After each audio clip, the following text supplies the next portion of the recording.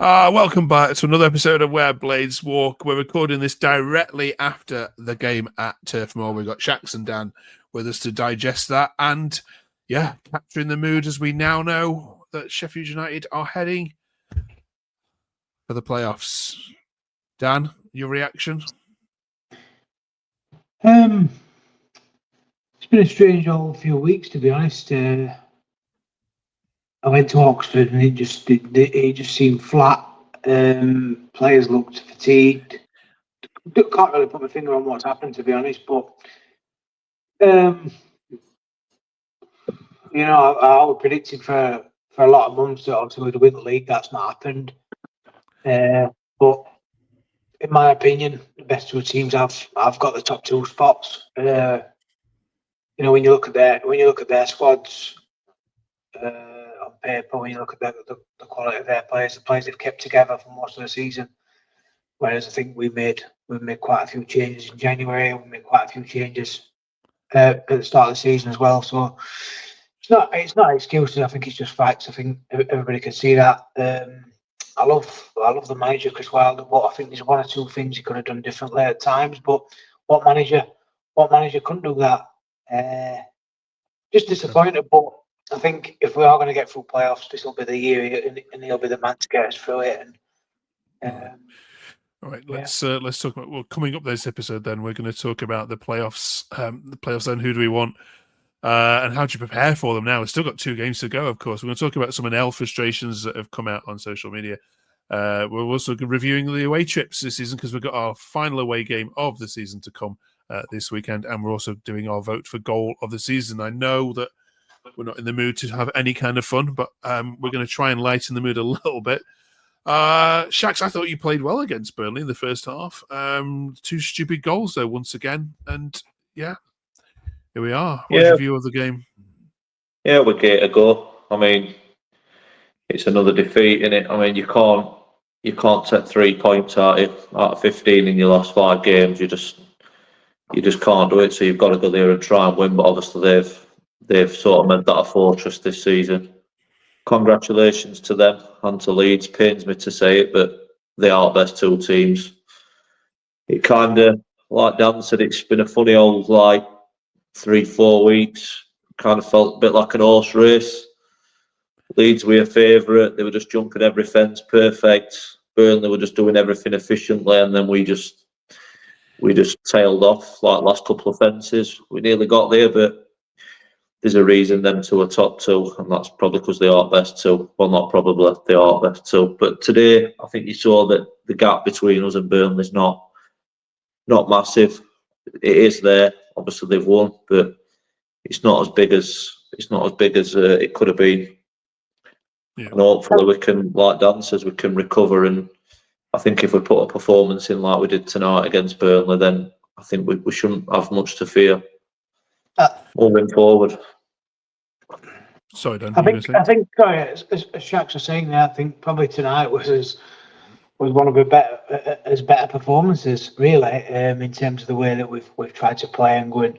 First time really all season we've gone with 2 up front, but I think looking into the playoffs, I mean, no disrespect to any of them teams, I don't really fear any of them teams. Looking at the way we've played, if we go into that with the early season form and play like we've played tonight, then I don't think that's the problem. It's, let's go get through his next 2 games. Let's try and get what will it be, 92 points. Let's go and finish strong and see from there. But just quickly touching on this season, I think you're coming into this season off the back of a relegation, bringing the players in that we've had to bring in. We played Huddersfield in pre-season. I think that was a week before the season started. We didn't have a squad. He's built that squad. He's brought players in. Lost a lot of injuries. Lost a lot of players to injuries, like most teams have. But I reiterate, I mean, Leeds and Burnley have kept the nucleus of their side together all season, and they've been fantastic. I can't say anything else other than that. And we have been, and we have to look at that in reality. We've lost 3 games on trot for the first time in all season, and we have to look at it and be honest with ourselves.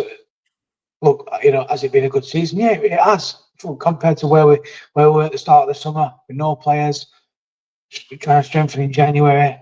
It's tough. You've got 2 first choice right backs are both loan players.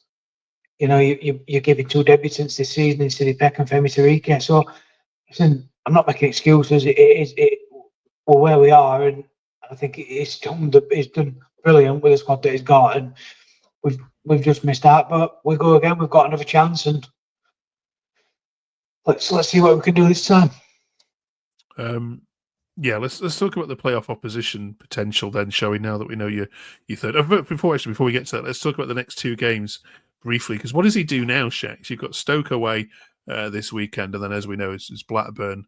You can't finish 4th, you can't finish 2nd. You are going to finish 3rd. Does he rest key players now, or does he keep momentum? I heard his interview after game and he said he wants to finish on 90, 92 or 90 points, whatever it were. But I have to say I agree with Wilder on most things, but I disagree with him on this. I'd be getting youth team in. All them what's played tonight, all them what's played all season, they'd all be rested for me. Because I think that to have any chance we can't be going in with any, I don't know how suspensions work now, but we can't be going in with any injuries or missing players. We've lost Harry Clark. Some fans have said that's no great loss, but it's another player we haven't got, and I don't think we want to be going into a playoff scenario with players missing. We've done that before, and we've been burnt. I remember years ago, obviously Ched Evans, it weren't the best scenario, but we headed into that sort of period we are as best player, and you're a different side without your better players. So for me, like to answer your question, I'd be picking a weakened side in them 2 games. I don't know if you get done by EFL, whatever, but I don't care, to be honest. If they've done what they can do this season, they took 2 points off us. They've given us referees that some of them belong with Labradors. They mind refereeing games for us. So there's no that EFL could do to us now that I'd be particularly bothered about. So I'd just play old kids. I'd pick players what you've never heard of, and then go again in playoffs. For me, I'm not getting on to 90 odd points. You've just hit a nail on the head. We can't come 2nd, we can't come 4th. So you're third no matter what. So just get your players fresh, get them all back fit, and then try and go again. Okay. There's lots of chat on Sky. You've heard it about your history in the playoffs, Dan. Does that? I mean, there's a different set of players. It's a different manager. Does that kind of thing have any impact on a team? The fact that you've been here before, or is it just media talk? I think it's just media talk. It's nothing lasts forever, does it? I think we've gone into some playoffs where we've not had no strikers. You know, we've gone into some playoffs and we've gone into playoffs of not on great form. But I think I've said it through the season. This is a different squad. This is a different group of players, and there was something. I mean, I know they've not showed it in the last 3 out of the 4 games they've played, but there was a little spark in that squad tonight, especially with the 2 strikers. Something a little bit different. I actually thought the 2 strikers worked. Nice to see Tom Cannon get his goal, but I think no. I don't think it'll have any impact. It doesn't bother me. I'll still be there. I'll still be confident we'll win because I don't really want to listen to all that sort of stuff. I mean, I'm surprised. I'm surprised that you managed to hear that on Sky, Mark, because I think every other sentence on Sky where Leeds players are sat in a Billy Bremner suite. God, I must have heard that 500 times tonight. I know where every one of them Leeds players were tonight, mate. Don't worry about that. Yeah. Every other sentence on just off at Pennines, 40 miles away, the same Billy Bremner suite. Yeah, we've heard that, mate. We've heard it. You'll have seen Hamza Chowdhury at the end kicking off as well, and yeah, he's every right to do. We know exactly what's going on there, but how hard is it? Stupid question. How hard is it going to be for him to pick them up after this? But I mean, I can sense from you two how deflated you two are just in your own kind of commentary here. Is it going to be? Is he going to have a job on here, Shax, to pick these?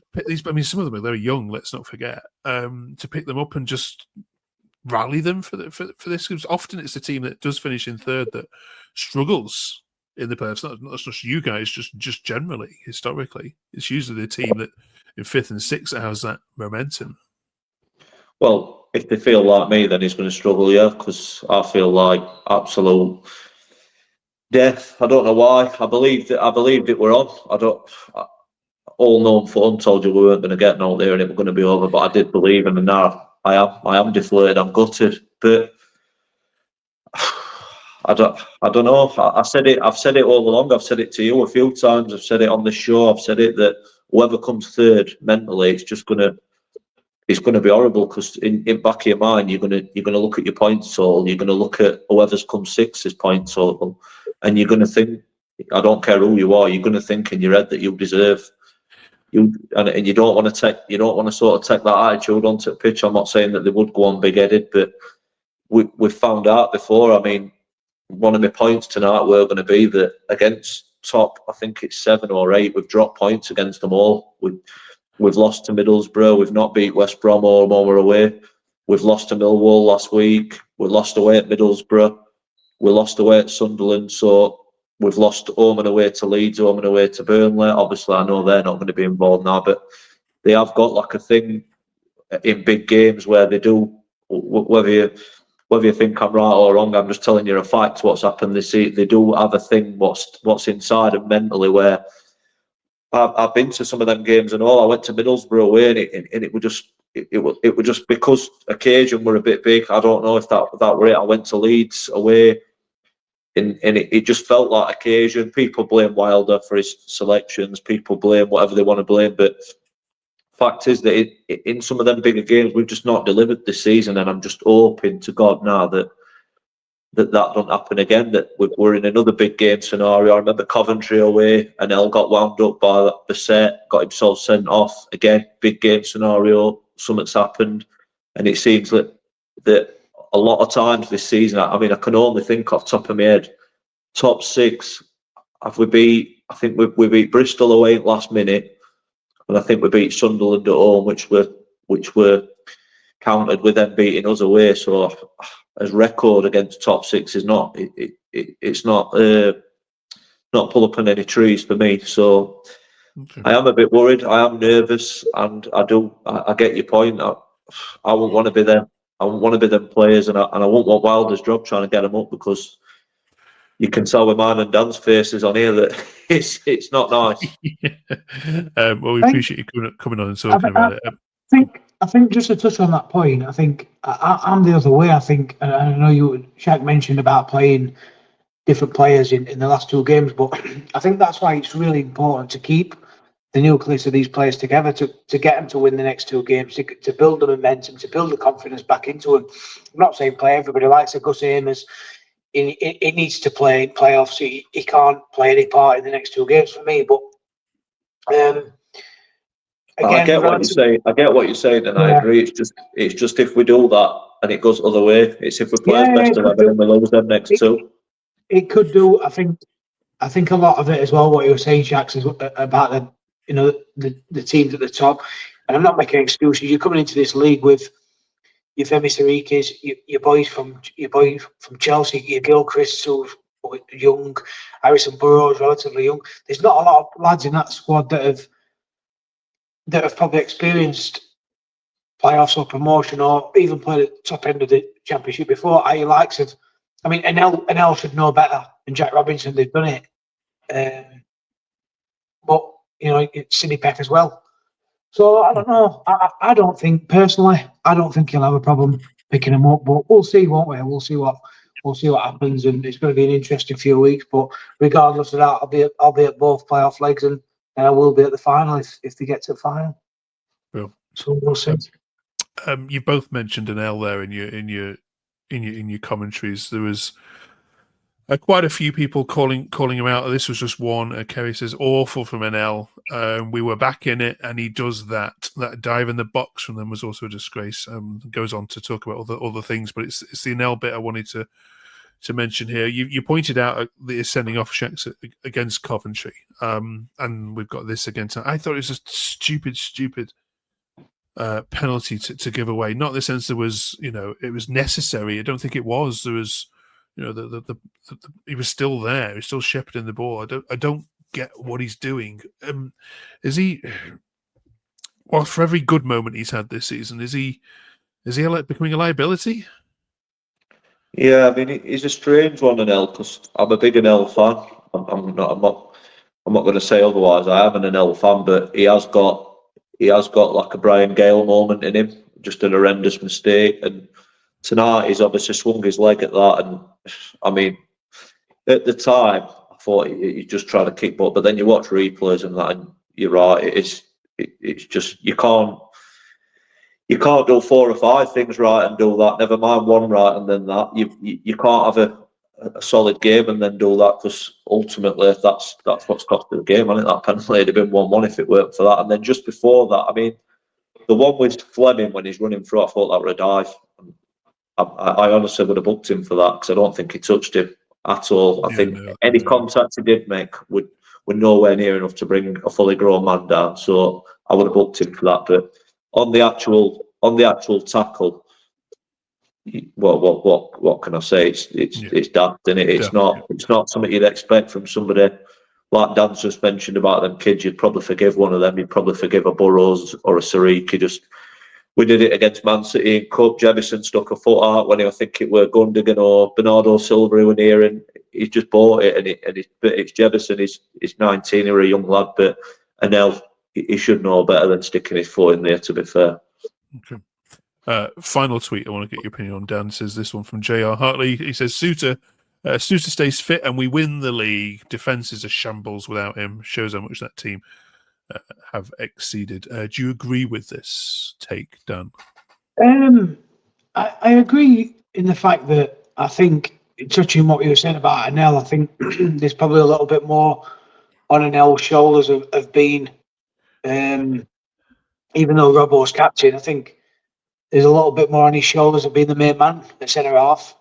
I think when he played alongside Harry Silver, Harry did it all. But I don't know. I don't think it's just him. I think you've missed Ali Arblaster, we've missed Tom Davies, who, as you know, Everton is a big player, and different areas at right back as well. It's not just one player. It really isn't. I mean, no matter what happens, you're never going to surpass Burnley's terrific clean sheets record and whatever. But I don't know. It's easy to say that, isn't it? It's easy to say, oh, if Harry Silver plays, then you don't know what somebody else could have got injured. I don't know. It's a tough one. I'll say if we had Tyrese Campbell fit for a full season, he's on 15, 16, 17 goals. I don't think we're sat here having this conversation.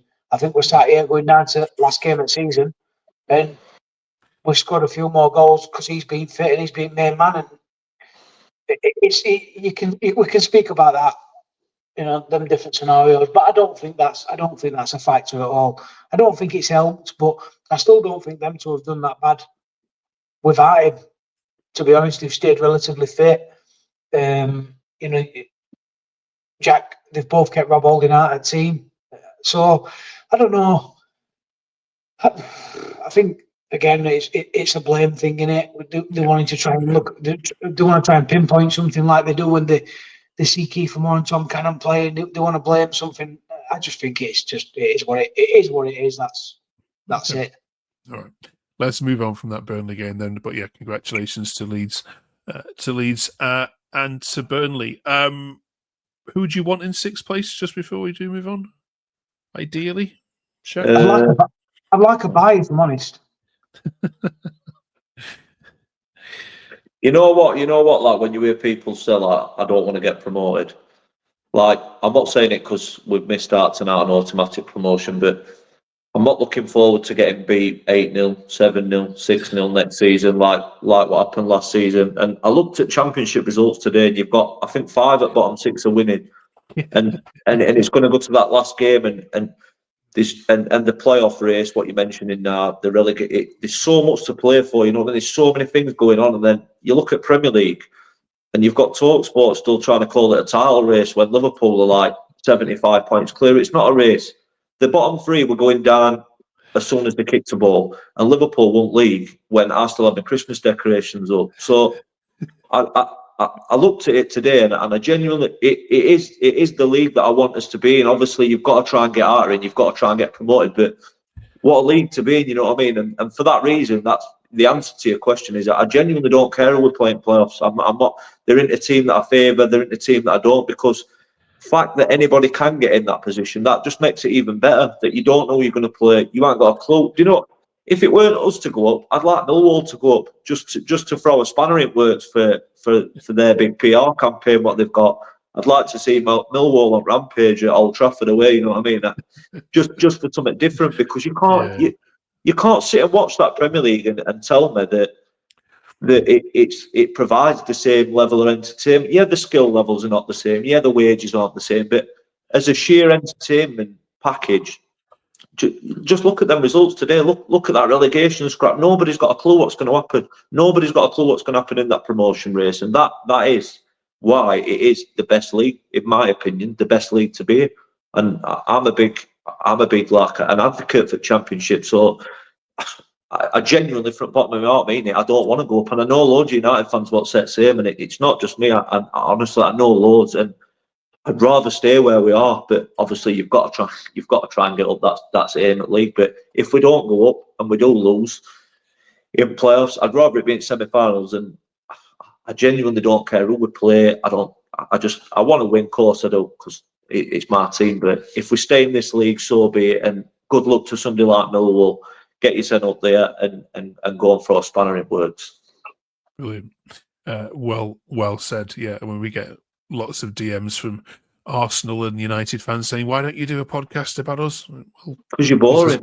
Because there's already 50 that exists, and I have no interest in doing so. Because you're boring. Absolutely. Because you're boring, and you're going to throw 300 million at it every summer until you get what you think's right, and then you're going to get bored of that 10 minutes after that. So that's why nobody wants to talk about you, because you're boring.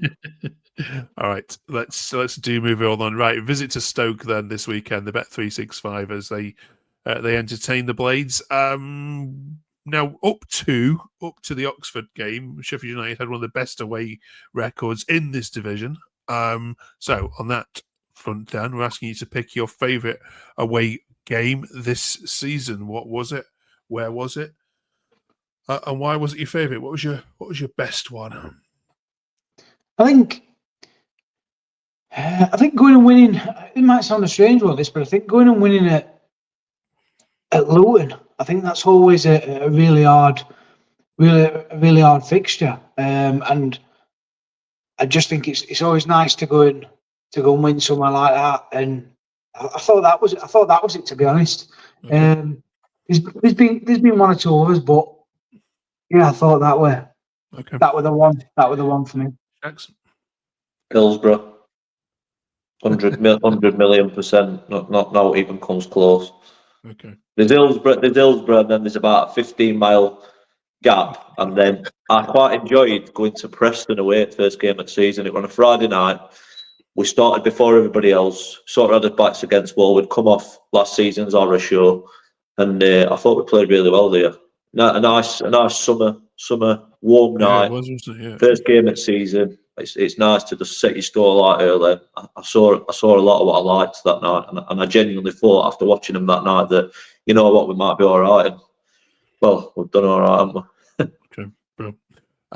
If you didn't catch us last week, go and check out the Player of the Season votes. It's 12,000 views last one. So thank you so much for all your comments and all your thoughts, and thank you for all the Leeds fans as well that visited it as well.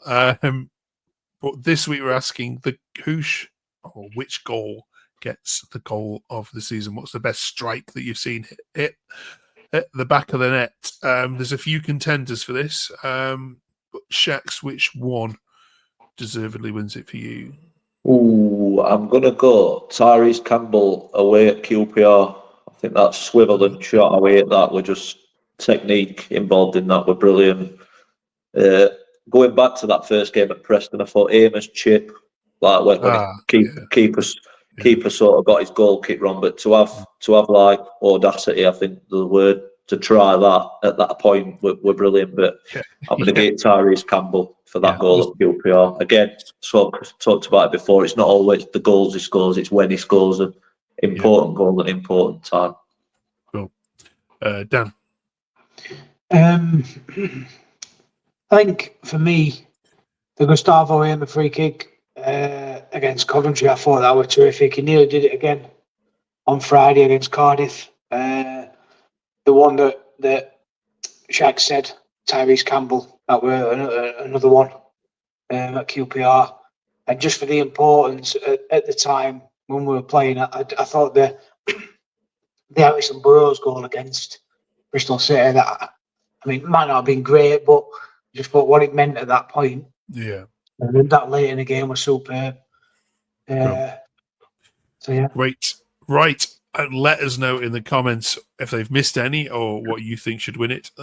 We'll read some of these out next week. And do join us next week as we're looking back at all the home games this week. Of course, welcome Blackburn Rovers in 7 days' time and picking out our best home memory as well. Plus, we'll also do some shout-outs next week. If you want to say thank you to anyone in particular that supported you, it might be the driver, it might be any particular charity that you want to shout out to, then we've got an open forum next week on this channel to do some shout outs to local charities or to anybody you want to say particular thank you to. So please put it in the comments this week, and then next week we'll read some of these out. Thank you so much, Shax and Dano. This was the most difficult one for both of you to do, given that only less than an hour ago you were sat watching watching that game. So massively appreciate it from me and the viewers. Thank you very much for watching. We'll see you the other side of the Stoke City game. All the best. Cheers. Cheers.